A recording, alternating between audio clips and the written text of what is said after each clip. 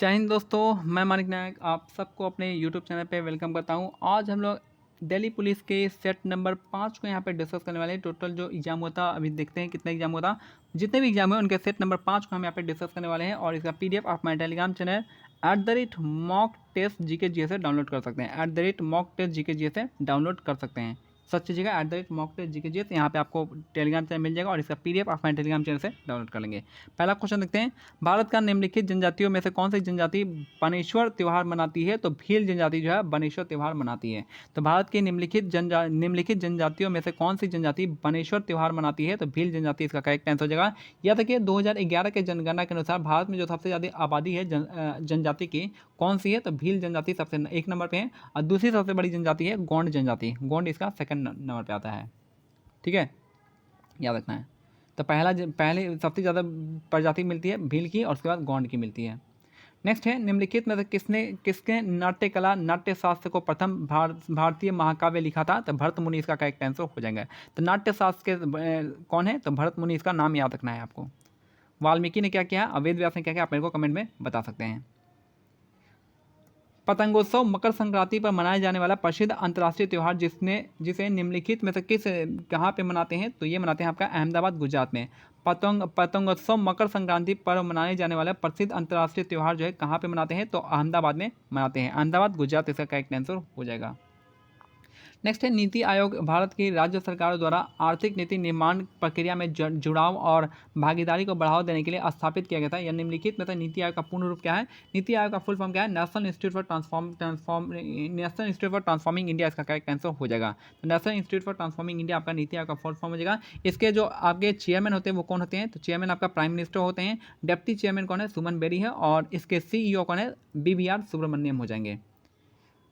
नीति आयोग का स्थापना 2014 में हुआ था। नेक्स्ट है, 2014 नहीं 2015 में हुआ था, 1 जनवरी। निम्नलिखित में से किसने अगस्त 2020 में national security challenge young scholars perspective नामक पुस्तक का विमोचन किया है? तो MS नरवणे ने किया है, उस समय का करंट अफेयर था। तो किसने जो है आपका national security challenge youth scholar perspective launch किया है? तो MN नरवणे। नेक्स्ट है, निम्नलिखित में से किस वर्ष में भारत में स्वापक औषधि और मन प्रभावी पदार्थ अधिनियम जो है नारकोटिक्स एंड साइकोट्रॉपिक सब्जेक्ट्स हैं सब्सटेंसेज एक्ट लागू किया गया है? तो 1985 में। याद रखना है, जो आपका नारकोटिक्स ड्रग और साइकोट्रॉपिक सब्सटेंस एक्ट जो है आपका 1985 में आया था, लागू किया गया था। निम्नलिखित में से किस तारीख को, ठीक है इंपॉर्टेंट, निम्नलिखित में से किस तारीख को नीले आसमान के लिए अंतर्राष्ट्रीय स्वच्छ वायु दिवस मनाया जाता है? तो 7 सितंबर को मनाया जाता है। निम्नलिखित में से किस तारीख को नीले आसमान के लिए अंतर्राष्ट्रीय स्वच्छ वायु दिवस मनाते हैं? तो आज से 7 सितंबर को मनाया जाता है। नेक्स्ट है, विज्ञान की एक शाखा जो किसी पौधे के जीवन चक्र के समाविष्ट सभी आवधिक घटनाओं के अनुक्रम से संबंधित है, जो फसल की वनस्पति और प्रजनन विकास अवधि पर मौसम की गतिशीलता को समझने में सहायता करती है, उसे क्या कहते हैं? उसे हम फेनोलॉजी कहा जाता है। विज्ञान की एक शाखा जो किसी पौधे के जीवन चक्र में समाविष्ट अभी सभी आवधिक घटनाओं के अनुक्रम संबंधित है, जो कि फसल की वनस्पतिक और प्रजनन विकास और अवधि पर मौसम की गतिशीलता को समझने में सहायता करती है, उसे क्या कहते हैं? उसे हम फेनोलॉजी कहते हैं। नेक्स्ट है, निम्नलिखित में से किस शहर या केंद्र शासित प्रदेश में हजरत निजामुद्दीन औलिया महबूब इलाही दरगाह स्थित है? तो नई दिल्ली में है। याद रखना है, किस केंद्र शासित प्रदेश में हजरत निजामुद्दीन औलिया महबूब इलाही दरगाह स्थित है? तो नई दिल्ली में स्थित है। नेक्स्ट है, निम्नलिखित में से किस राज्य में अक्टूबर 2020 में ग्रामीण क्षेत्र में डिजिटल सेवा सेतु कार्यक्रम आरंभ किया गया था? तो गुजरात में आरंभ किया गया था। निम्नलिखित में से किस राज्य में अक्टूबर 2020 में ग्रामीण क्षेत्र के लिए डिजिटल सेवा सेतु कार्यक्रम आरंभ किया गया था? तो गुजरात में किया गया था। बॉम्बे द्वीप को निम्नलिखित में से किस वर्ष पुर्तगालियों द्वारा दहेज के रूप में इंग्लैंड के प्रिंस चार्ल्स द्वितीय को दिया गया था? यह आपका 1661 में दिया गया था। बॉम्बे द्वीप को निम्नलिखित में से किस वर्ष पुर्तगालियों द्वारा दहेज के रूप में इंग्लैंड को प्रिंस चार्ल्स द्वितीय के रूप में दिया गया था? तो 1661 में दिया गया था। नेक्स्ट है, रानी लक्ष्मीबाई का विवाह जो है महाराज गंगाधर राव नेवालकर से किया गया था। रानी लक्ष्मीबाई का बचपन का नाम क्या था? मणिकर्णिका था, ये आपको याद रखना है। रानी लक्ष्मीबाई की जो युद्ध होती है, किससे युद्ध होती है? तो ये है झांसी की रानी थी और इनका जो युद्ध हुआ था लास्ट में, इन्होंने ह्यू रोज के साथ अंतिम युद्ध लड़ा था। तो रानी लक्ष्मीबाई जी की शादी जो है आपका महाराज गंगाधर राव नेवालकर के द्वारा किया गया था। निम्नलिखित में से कौन सा खेल पुरस्कार 4 वर्षों तक लगातार उत्कृष्ट प्रदर्शन के लिए दिया जाता है? तो अर्जुन पुरस्कार हो जाएगा। तो इस बार अर्जुन पुरस्कार 25 लोगों को दिया गया है। तो निम्नलिखित में कौन सा खेल पुरस्कार 4 वर्षों तक लगातार उत्कृष्ट प्रदर्शन के लिए दिया जाता है? तो अर्जुन पुरस्कार दिया जाता है। विशेष भिंगुवंशी के अगस्त 2020 में अर्जुन पुरस्कार मिला है, वह निम्नलिखित में से किस खेल में भारत का प्रतिनिधित्व करते हैं? तो बास्केटबॉल इसका करेक्ट आंसर हो जाएगा। तो विशेष भिंगुवंशी जो है अगस्त में अर्जुन पुरस्कार मिला है, उनका संबंध बास्केटबॉल से है। निम्नलिखित में से किस वर्ष में लॉर्ड नॉर्थ विनियम अधिनियम पारित किया गया था? तो 1773 में लॉर्ड नॉर्थ विनियम अधिनियम जो है पारित किया गया था। 1773 में यह अधिनियम पारित किया गया था। और दास प्रथा को अंत कब हुआ था? 1843 में हुआ था, जो कि एलन ब्रो के द्वारा किया गया था। नेक्स्ट है, जनगणना 2011 के अंतिम जनसंख्या की कुल संख्या के अनुसार निम्नलिखित में से किस राज्य में जनसंख्या घनत्व सबसे अधिक है? तो जनसंख्या घनत्व जो है सबसे अधिक बिहार में। अगर जनसंख्या की बात करते हैं, जनसंख्या सबसे अधिक कहाँ पे? उत्तर प्रदेश में। जनसंख्या घनत्व सबसे ज़्यादा कहाँ पे? बिहार में हो जाएगा। ठीक है। अगर हम बात करें 2011 की जनगणना, इसकी जनगणना जो है आपका पहली बार कब हुआ था? 1872 में हुआ था। और उसके बाद जो है 1881 से रेगुलर जनगणना होने लगा, रिपन का टाइम से। और 2011 की जनगणना का थीम था माई सेंसस माई फ्यूचर, नहीं our census our future. Bharat सरकार द्वारा 2016 में निम्नलिखित में से कौन सी योजना अधिसूचित की गई जो टैक्सेशन और इन्वेस्टमेंट व्यवस्था के तहत हर घोषक पर लागू होती है? तो ये हो जाएगा आपका प्रधानमंत्री गरीब कल्याण डिपॉजिट योजना हो जाएगा। भारत सरकार द्वारा 2016 में निम्नलिखित में से कौन सी योजना अधिसूचित की गई है जो टैक्सेशन और इन्वेस्टमेंट व्यवस्था के तहत हर घोषक पर लागू होती है? तो प्रधानमंत्री गरीब कल्याण डिपॉजिट योजना हो जाएगा। प्रत्येक 5 वर्ष सितंबर को शिक्षक दिवस मनाया जाता है, या निम्नलिखित में से किस भारतीय राष्ट्रपति के जन्मदिन के अवसर पर पुण्य स्मरण के रूप में मनाते हैं? तो ये हो जाएंगे डॉक्टर सर्वपल्ली राधाकृष्णन, हमारे दूसरे राष्ट्रपति थे। तो प्रत्येक 5 सितंबर को शिक्षक दिवस मनाया जाता है, या निम्नलिखित में किस भारतीय राष्ट्रपति के जन्मदिन के अवसर पर मनाते हैं? तो ये हो जाएगा सर्वपल्ली राधाकृष्णन। निम्नलिखित में कौन सी खरीफ की फसल है? तो खरीफ की फसल आपका जूट हो जाएगा। जूट आपका खरीफ की फसल हो जाएगा। बाकी मटर, जौ, गेहूँ हो जाएगा आपका रबी फसल हो जाएंगी। नेक्स्ट है, अनुवांशिकी के नियम का अन्वेषण जो है किसने किया था? तो आपका जॉर्ज मेंडल ने किया था। ग्रेगर मेंडल ने किया था आपका कि अनुवांशिकी के नियम का अन्वेषण जो किए थे ग्रेगर मेंडल ने किया था। अल्बर्ट आइंस्टीन ने क्या किया था? थ्योरी ऑफ रिलेटिविटी बताया था और फोटो इलेक्ट्रिक इफेक्ट बताया था। अल्बर्ट आइंस्टीन को थ्योरी ऑफ रिलेटिविटी के लिए नहीं, आपको फोटो इलेक्ट्रिक इफेक्ट के लिए इनको नोबेल पुरस्कार दिया गया था। ऑरिजिन ऑफ फर्स्ट किसकी हो जाएगा? चार्ल्स डार्विन का हो जाएगा। जेजन थॉमसन किसका था? आपका किसका खोज किया था? थॉमसन जो किए थे इलेक्ट्रॉन का खोज किए थे। नेक्स्ट है, 2019 में आरंभित भूजल प्रबंधन में सुधार के लिए केंद्रीय क्षेत्र योजना निम्नलिखित में कौन सी था? तो यह का अटल भूजल योजना था केंद्र सरकार का। तो 2019 में आरंभित जो है भूजल प्रबंधन में सुधार के लिए केंद्रीय योजना कौन सी थी? तो यह था अटल भूजल योजना, इसका करेक्ट आंसर हो जाएगा। निम्नलिखित में किसे व्यापक रूप से आधुनिक रसायन विज्ञान का जनक मानते हैं? तो लेवोजियर को मानते हैं। तो आधुनिक रसायन विज्ञान का जनक है लेवोजियर को माना जाता है, याद रखना है। नेक्स्ट है, भारतीय रिजर्व बैंक द्वारा अर्थव्यवस्था में तरलता के मुद्रास्फीति को नियंत्रित करने के लिए निम्नलिखित में कौन सी मौद्रिक नीति का उपयोग किया जाता है? तो वो क्या करता है? आपका रिवर्स रेपो रेट को करता है। याद रखना है कि भारतीय रिजर्व बैंक जो है अर्थव्यवस्था में तरलता मुद्रास्फीति को नियंत्रित करने के लिए इनमें से कौन सी मौद्रिक नीति का संसाधन उपयोग करता है? तो यहाँ पे रिवर्स रेपो रेट, चाहे रिवर्स रेपो रेट का यूज करता है। रिवर्स रेपो रेट होता क्या है? रिवर्स रेपो रेट में क्या था? आरबीआई जो आरबीआई हो गया या कमर्शियल बैंक हो गया। आरबीआई जो है कमर्शियल बैंक से ऋण लेता है, जिससे वो है आपका जो है जो सारा जो पैसा है लिक्विडिटी है वो किसके पास चला है? आपके पास आरबीआई के पास आ जाएगा, और बैंक जो है किसी को ज़्यादा उधार ना दे पाए और जो आपका इन्फ्लेशन कंट्रोल में हो जाए। तो ये आपका रिवर्स रेपो रेट हो जाएगा। नेक्स्ट है 24 नंबर, चट्टानों के अध्ययन को क्या कहते हैं? तो चट्टानों के अध्ययन को पेट्रोलॉजी कहा जाता है। चट्टानों के अध्ययन को पेट्रोलॉजी कहता है। मिनरल के अध्ययन को मिनरोलॉजी कहेंगे, और बाकी जर्मोफोलॉजी किसको कहते हैं?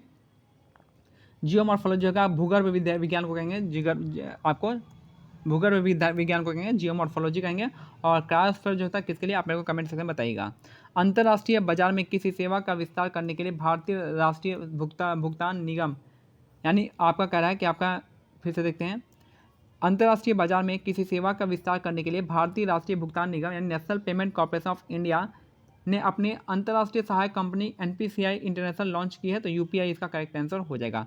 अगर हम बात करते हैं इसमें कुछ इंपॉर्टेंट जो आपको अध्ययन है, जैसे कि हमको सेरिकल्चर हो गया, किसके लिए? सिल्क के लिए हो जाएगा। फिर आपका विटीकल्चर हो जाएगा, ग्रेप्स के लिए हो जाएगा। फिर जो है हिस्टोलॉजी का, टिश्यू का स्टडी को, सेल का स्टडी को, साइटोलॉजी होगा, जो कि इंपॉर्टेंट है, पूछता है ये सब। ठीक है। एपिकल्चर हो जाएगा आपका मक्खी नहीं हो गया, मधुमक्खी हो गया, याद रखना है। नेक्स्ट है डेविड कैंपबेल, इंग्लैंड के प्रसिद्ध खेल व्यक्तित्व है जिनका सितंबर 2020 में निधन हो गया था। वो किस खेल से संबंधित है? तो क्रिकेट हो जाएगा। तो डेविड कैंपबेल का संबंध है क्रिकेट के और ये इंग्लैंड से संबंधित है। RTGS real time gross settlement में लेन देन को आरटीजीएस व्यावसायिक घंटों के दौरान ट्रांजैक्शन के आधार पर निरंतर संसाधित किया जाता है। आरटीजीएस का फुल फॉर्म क्या होता है? तो रियल टाइम ग्रॉस सेटलमेंट होता है। आरटीजीएस का फुल फॉर्म क्या हो जाएगा आपका? रियल टाइम ग्रॉस सेटलमेंट इसका करेक्ट आंसर होता है। एक एनईएफटी होता है, एनईएफटी का आप मेरे को फुल फॉर्म बताइएगा। नेक्स्ट है मौर्य प्रशासन में सीमा शुल्क और टोला संग्रहण करने वाले को किस नाम से जानते थे? तो आपका शुल्काध्यक्ष के नाम से जानते थे। ठीक है। तो मौर्य प्रशासन में सीमा शुल्क और टोल संग्रहण को करने वाले को क्या कहते हैं? शुल्काध्यक्ष कहा जाता था।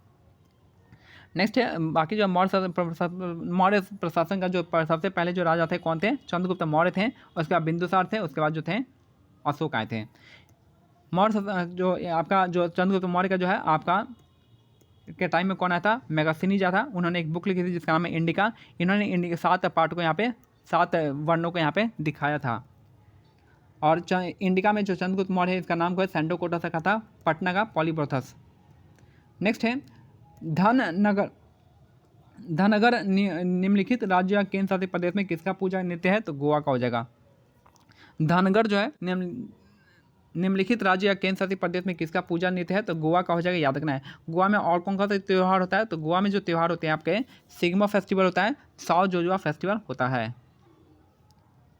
तो गोवा में हो जाएगा आपका कौन कौन सा? तो एक साओ जोजुआ फेस्टिवल हो जाएगा, दूसरा हो जाएगा आपका सिग्मा फेस्टिवल हो जाएगा, और तीसरा जो लास्ट फेस्टिवल हो जाएगा वहाँ पे सनबर्न फेस्टिवल भी आपका गोवा में मनाते हैं। अगर हम बात करते हैं बिहार का, बिहार में कौन सा फेस्टिवल होता है? तो यहाँ पे जो छठ पूजा सबसे काफ़ी फेमस जो छठ पूजा हो जाएगा। उसके बाद जो सोनपुर मेला यहाँ पे लगता है, जानवरों का मेला है, सबसे बड़ा एशिया का जानवर का मेला है कौन है? सोनपुर मेला है, याद रखना है। छठ पूजा सोनपुर मेला, राजगीर मेला भी आपका कहाँ पर लगता है? बिहार में लगता है, याद रखना है। बाकी आपका समा चकेवा हो गया, जाट जाटिन हो गया, फिर आपका कौन सा विदेशिया हो गया, ये सब संबंध आपका बिहार से हो जाएगा। बखान पनवरिया ये सब कहाँ का? बिहार का हो जाएगा। नेक्स्ट है which of the following non metal conduct electricity, इनमें से कौन सा नॉन मेटल है इलेक्ट्रिसिटी को कंडक्ट करता है? तो ग्रेफाइट इसका करेक्ट आंसर हो जाएगा। ग्रेफाइट जो है नॉन मेटल है जो कि आपका इलेक्ट्रिसिटी को कंडक्ट करता है। नेक्स्ट है सितंबर 2020 तक की स्थिति के अनुसार निम्नलिखित में कौन सा भारतीय रिजर्व बैंक के उप गवर्नर में से एक थे? तो इसमें से उस समय का करंट अफेयर था, तो उस समय थे पात्रा। बाकी अब तो खत्म हो गया। बाकी आप याद रखना कि रिजर्व बैंक ऑफ इंडिया की स्थापना जो होती है कब होती है? 1934 के एक्ट से होता है। 1935 में इसकी स्थापना हो जाती है। और याद रखना है कि 1935 गवर्नमेंट ऑफ इंडिया एक्ट 1935 से आरबीआई की स्थापना होती है। पहले अध्यक्ष ऑसबॉर्न स्मिथ थे, पहले अंग्रेज गवर्नर थे ऑसबॉर्न स्मिथ। पहले भारतीय गवर्नर जो है सीडी देशमुख हो जाएगा। आरबीआई का जो राष्ट्रीयकरण हुआ था 1949 में हुआ था, याद रखना है। आरबीआई का जो चिन्ह है कौन सा है? पीपल नहीं है, आपका पाल्म का है, और यहाँ पे एक टाइगर है। नेक्स्ट है सितंबर 2020 तक की स्थिति के अनुसार संसद के उच्च सदन में झारखंड राज्य के कितने सदस्य हैं? तो झारखंड के 6 सदस्य हैं। तो सितंबर 2020 तक के अनुसार संसद के उच्च यानी राज्यसभा में झारखंड के कितने सदस्य हैं? तो 6 हो जाएंगे। नेक्स्ट है निम्नलिखित में किस वर्ष में राष्ट्रीय गीत वंदे मातरम पहली बार भारतीय राष्ट्रीय कांग्रेस के साथ में गाया गया था? तो याद रखना 1896 में भारतीय राष्ट्रीय कांग्रेस के सत्र में गाया गया था वंदे मातरम। कौन थे यहाँ पे? RM सयानी। ठीक है, तो यहाँ पे क्या हो जाएगा? वंदे मातरम पहली बार गया था 1896 में, और यहाँ पे कौन थे? RM सयानी जो है आपका ये आपका प्रेसिडेंट थे, जिनके टाइम में आपका पहली बार वंदे मातरम गाया गया था 1896 में। अगर हम बात करते हैं जनगण मन का, जनगण मन जो है बिशन नारायण धर के टाइम में 1911 में गाया गया था। कौन सा? जनगण मन, INC के पहले सेशन में। नेक्स्ट है निम्नलिखित में कौन सा IPL 2020 में चेन्नई सुपर किंग के कप्तान थे? तो ये थे आपके MS धोनी। IPL 2020 में चेन्नई सुपर किंग के कप्तान कौन बने थे? MS धोनी इसका करेक्ट आंसर हो जाएगा। निम्नलिखित में कौन भारतीय सेना का प्रथम महिला लेफ्टिनेंट जनरल है? तो पुनीता अरोड़ा।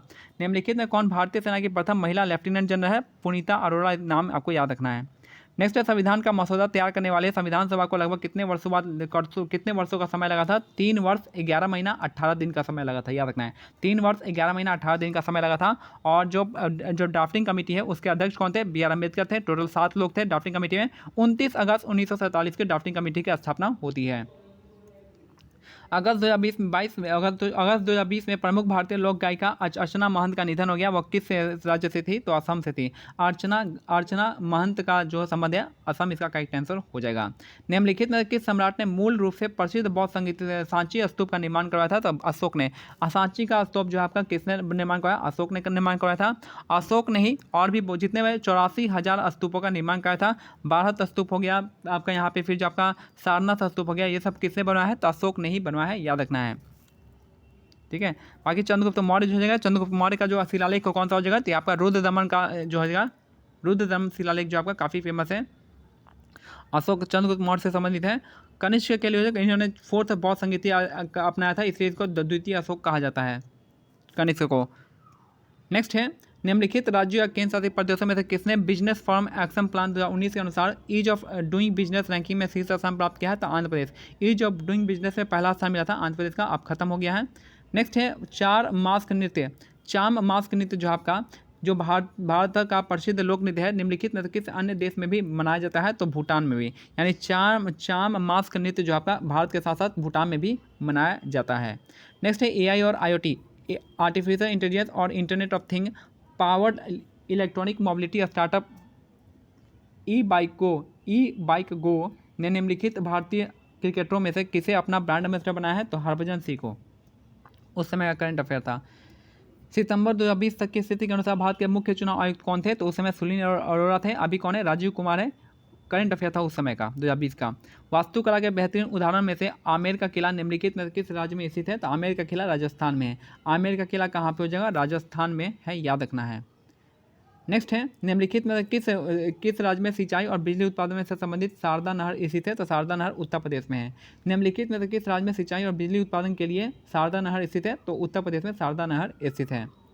नेक्स्ट है, व्यवगत का सिद्धांत जो है, यानी डॉक्ट्रिन ऑफ लैप्स 1848 के अनुपालना में निम्नलिखित में कौन सी रियासत को सबसे पहले कब्जा किया गया था? तो डॉक्ट्रिन ऑफ लैप्स जो है, इसमें सबसे पहले जो आप कब्जा किया था सतारा को किया गया था। तो डॉक्ट्रिन ऑफ लैप्स जो है किसके द्वारा स्टार्ट किया गया था? तो आपका डलहौजी के द्वारा, और सबसे पहले जो स्टेट जो है इसके अंदर आया था, सतारा आया था। निम्नलिखित में से कौन सा एक ऐसा राज्य केंद्र शासित प्रदेश है जिसमें ओसुड झील पक्षी अभयारण्य का एक हिस्सा स्थित है? तो ये जगह मिजोरम। ओसुड झील कहाँ पे है? तो मिजोरम में है, आपको याद रखना पड़ेगा। मणिपुर में एक झील है जिसका नाम है लोकटक झील है, जिसपे आपका कौन सा नेशनल पार्क है? केबुल लामजाओ नेशनल पार्क आता है। नेक्स्ट है, पूर्वोत्तर भारत से निकलने वाली सबसे लंबी नदी सुरमा जो है निम्नलिखित में से किस देश में बहती है? तो बांग्लादेश में। पूर्वोत्तर भारत से निकलने वाली सबसे लंबी सुरमा नदी जो है किस देश में बहती है? तो बांग्लादेश में ही बहती है। नेक्स्ट है, सरकार के कुल राजस्व और कुल व्यय के बीच के अंतर को राजकोषीय घाटा कहा जाता है। सरकार के कुल राजस्व और कुल व्यय के बीच के अंतर को राजस्व घाटा कहा जाता है। राजस्व नहीं, राजकोषीय घाटा कह सकते हैं। राजकोषीय घाटा यानी बजट डेफिसिट कह सकते हैं, राजकोषीय घाटा। सरकार का कुल राजस्व और कुल व्यय के बीच में जो अंतर होता है इसको हम फिस्कल डेफिसिट कहते हैं। फिस्कल डेफिसिट याद रखिएगा, फिस्कल डेफिसिट कहा जाता है। निम्नलिखित में कौन सा प्राधिकरण भारत सरकार के प्रशासन के लिए उत्तरदायी है? तो मंत्रिमंडल सचिवालय इसका करेक्ट आंसर हो जाएगा। निम्नलिखित में से कौन सा प्राधिकरण भारत सरकार के प्रशासन के लिए उत्तरदायी है? तो मंत्रिमंडल सचिवालय इसका करेक्ट आंसर हो जाएगा। भारत के कुल राजस्व और कुल व्यय के बीच के अंतर को फिस्कल डेफिसिट कहते हैं। राजकोषीय घाटा इसका करेक्ट आंसर हो जाएगा। निम्नलिखित में से कौन सा प्राधिकरण भारत सरकार के प्रशासन के लिए उत्तरदायी है? तो मंत्रिमंडल सचिवालय हो जाएगा। मंत्रिमंडल कहाँ से लिया गया है? यूके से लिया गया है। संसद भी यूके से लिया गया है। महान्यायवादी अटॉर्नी जनरल आर्टिकल 76 हो जाएगा। सर्वोच्च न्यायालय का आर्टिकल कौन सा है? आप मेरे को कमेंट सेक्शन में बताइएगा। नेक्स्ट है, लास्ट क्वेश्चन है कि भारतीय संविधान के किस अनुच्छेद के तहत राष्ट्र कल्याण के लिए राज्य सूची में समाविष्ट किसी विषय से संबंधित मामले में संसद कानून बना सकती है? तो आर्टिकल 249 कहलाता है ये।